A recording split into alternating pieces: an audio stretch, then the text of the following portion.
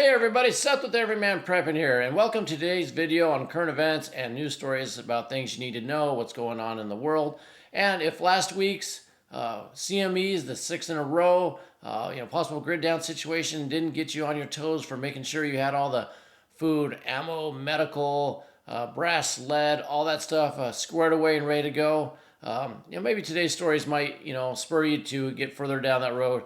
And if you haven't started yet, hey, no time like the present, you need to get started. But let's look at what we have today.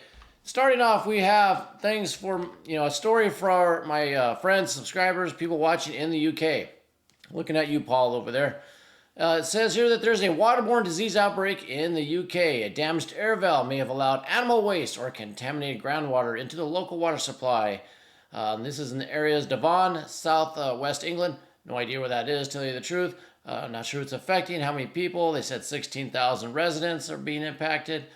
But just, let this be a warning out to everybody. Make sure you have a way of cleaning your water, whether you have a life straw, a water filter, a Berkey water system, whatever you have. If you're going to boil, if you're going to use, a bleach, whatever your method is, make sure you have a method of purifying and cleaning water, decontaminating it, because just in normal day-to-day, life in the world today, you might have a disease outbreak in your system. Even if you're on a well, something could happen, could get poisoned, could get contaminated. Someone could throw, feces down your well or something like that. Whatever it is, have your plan because it could happen at any time. So people in England, please watch out for your water. Moving on from there, we have this.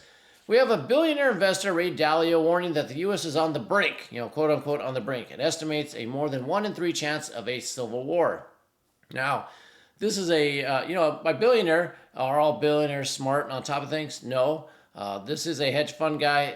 It's all blurred out like this because I had to use a paywall free place so you could get this article out to you guys. But, billionaires have a lot of friends. They got a lot of people telling them things. So, we like to, they say, do what the billionaires are doing. They're building bunkers, stockpiling food, buying, their bug out vehicles or yachts and planes, but you get the idea. You need to have your own bug out vehicle, bug out location. So this is a billionaire, hedge fund, rich guy telling you he's urging investors to move part of their assets out of the country. Does this sound familiar? Well, you remember the movie Leave the World Behind? The gentleman with the daughter that owned the house. He was a financial guy. He would tell him the story about he got a call from his, billionaire client that wanted him to move money. He wanted him to move money out of the country. He didn't really tell him why, but he gave him clues, and he told him at the end of the conversation, good luck to you. So he knew something was on. They're not being told exactly what might happen, but, kind of art mirroring real life mirroring art, progressive programming, whatever you want to call it. But and that movie, Leave the World Behind, happened, and we have a billionaire here urging people to get their money out of the United States. He says, quote, we are on the brink, unquote. He has a probability of 35 to 45%, this guy, that a civil war will happen in the United States. And by the way, by saying civil war, YouTube hates that, so please hit that like, comment down below, subscribe, all that, so we can fight the algorithm. Really helps out a lot. I appreciate it. So take the billionaire's word if you want to, heed his words. Now you're going to move your money. Most of us, me, you, can we move our money offshore out of the country? Maybe some of us, maybe not. But what he doesn't have his money in U.S. banks. So maybe, not financial advisor, but maybe some of us shouldn't have money in financial, or some of our money not in U.S. banks. Maybe their money should be somewhere else, whether transferred into another asset or say keep somewhere where you want to. I don't know, but like this said earlier, do what the billionaires are doing. So let's move on from that, and we have this, let's go back up here. The Gaza aid pier has been completed, and the Pentagon vows the U.S. troops overseeing it will be protected. First we said the U.S. troops won't be in harm's way. It'll be all led by other people. Now they're saying, well, it looks like there's going to be some there, and we need to protect them. Here's a picture of it being drug around, before it's installed. It's now fully installed. It's connected to shore. U.S. troops, they say, won't be going to shore, but, they'll probably be on the pier at least, and the ships will be there dropping off stuff, so they need to be protected. It says here, Israel's military will provide security on the shore while the USS Burke and the USS Paul Ignatius will patrol the waters. So it's a giant target. We'll see how long it takes before Hamas starts lobbing rockets or mortars or whatever it is at that. and see, how long maybe it takes until a U.S. soldier gets killed. We shall see. Another key thing I saw in this article, overseeing the handling of the inbound humanitarian aid itself will be the UN's food program. So I'm sure that'll run smoothly. There won't be any, food money taken off the top. There won't be any laundry or anything. I'm sure since the UN's in charge, it'll be a great operation. We saw that already. Let's go to the key topic I want to talk about that you saw in the thumbnail. Xi and Putin, China, Russia, brothers forever, they say. Their alliance is getting tighter and tighter. U.S. is not going to be able to separate them, no matter how much they try, what kind of pressure they put. With this, with Putin's visit to China, they're making that bond strong, even stronger than it was before, and that's going to be a problem for the West. It's a problem for Taiwan. It's a problem for Ukraine, for NATO. It's going to help out Iran in the Middle East. It's going to be a problem for Israel. So this is a big deal what's going on. It says they deepen their ties to project stability against the West, unilateral hegemony. So they're basically, and it says West, but they mean the United States mainly. They're forming an alliance to destroy the United States and the influence they have in the world. And they're really getting buddy-buddy. In fact, if we check this out here, let's check this video out. Let me start it up. Let's blow it up a little bit. Here they are just taking a nice little stroll. Let me pause this really quick. As you notice, they each have an interpreter, I believe, and they each have a satchel with them. Handbag, satchel, we're going to call it. Not sure why. You can put in the comments below, what do you think they're carrying in these bags? Because they each have one. But they're just taking a friendly bro stroll down here, because they're brothers forever. And they're, having a great time chit-chatting. They're going to sit down, it looks like at a restaurant or something. I don't know, they're at a park, going to have some food or tea or whatever they do over there. But they're building that alliance. They're building that friendship. And if we go back over here, we can see some of the stuff I have highlighted. Besides, the comment I already said about brothers forever. It also said here that Xi says that the two countries will grow closer and press on in the face of rising hegemony. That word comes up a lot. It means basically the U.S.'s dominance, pressure over other countries. And it says one interesting area of clear agreement was the rejection of foreign military blocs in the region being the Asian Pacific. Russia says there shouldn't be any blocs out there like a NATO, a Pacific NATO out there. And of course, China doesn't want that. And they're going to team up against that, which I said is bad for Taiwan.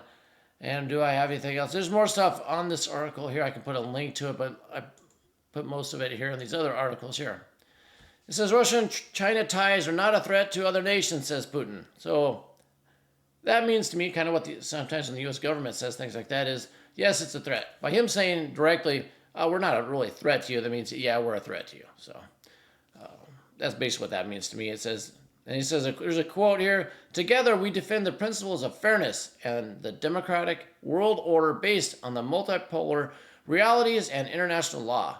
So they're projecting themselves, we're the good guys, the West is bad, we're going to, save the world, we're going to make the world safe for other little countries to have freedom of finances, trade, and all that, military, and we're going to protect you from the big bad West.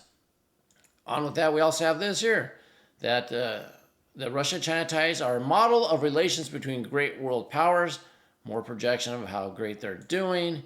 Even in space, Space Chief outlines Russia-China expansion plans. Yes, they're expanding in space. They're talking about, yeah, we're going to explore the moon together. I see this as we're putting up space nukes together. We're going to defend space for us. We're also have plans probably to take out, the U.S., EU satellites, and all that from space. We're going to not only have an alliance on, Earth terrestrially, we're going to have alliance in space to make sure we can defeat everybody up there.